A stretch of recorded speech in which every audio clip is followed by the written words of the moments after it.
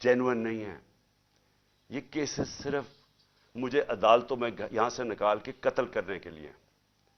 इन्होंने अगर मुझे जेल में भी डाला उधर भी ये कत्ल करेंगे, क्योंकि जो ये बैठे हुए हैं लोग, ये जाती मफादात, यहां अरबों रुपया है, मुल्क से बाहर भी पड़ा हुआ है, यहां आगे इनको पैसा नजर आ रहा है, मुल्क का दिवालिया निकल गया है।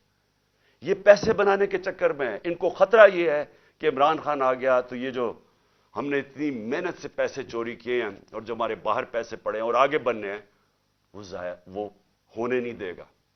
ये अपने मफादात के लिए करने जा रहे हैं। इनको कोई फिक्र नहीं है कि पाकिस्तान में किस किस्म का इंतशार फैलेगा उसके बाद।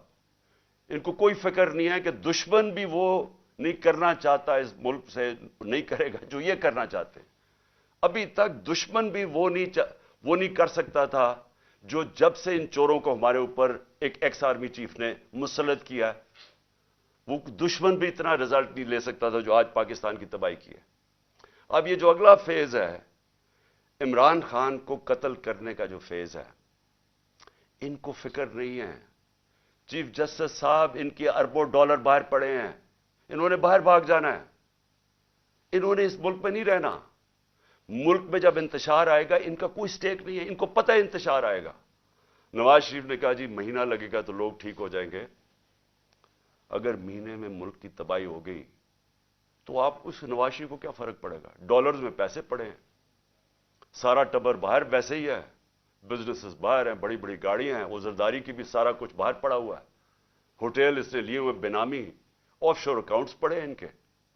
इनको तो डॉलर में पाकिस्तान का रुपया गिरे, मुल्क तबाह हो, इनका क्या स्टेक है? स्टेक हमारा है, हमारी तरह के लोगों का, जिनका जीना मरना इस मुल्क पे है।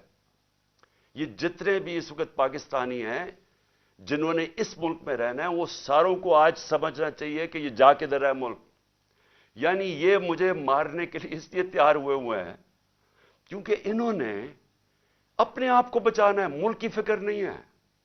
तो मैं अदब से रिक्वेस्ट करता हूं, और मैं मजबूर हूं रिक्वेस्ट करने के लिए। आप अगर ये फिल्म देख लें, मुझे ये बताएं कि जब वकीलों को अंदर नहीं जाने दे रहे थे, ये कौन सी वीआईपीज थे जिनको अंदर जाने दिया? और शक्लें देखें इनकी, क्या ये कोई वकील थे?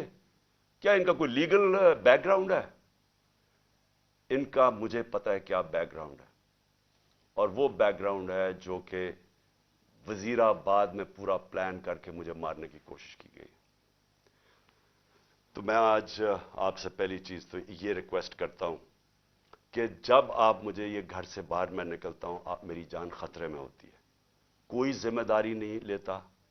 मेरी जो प्राइम मिनिस्टर की सिक्योरिटी थी वो भी इन्होंने, ये जो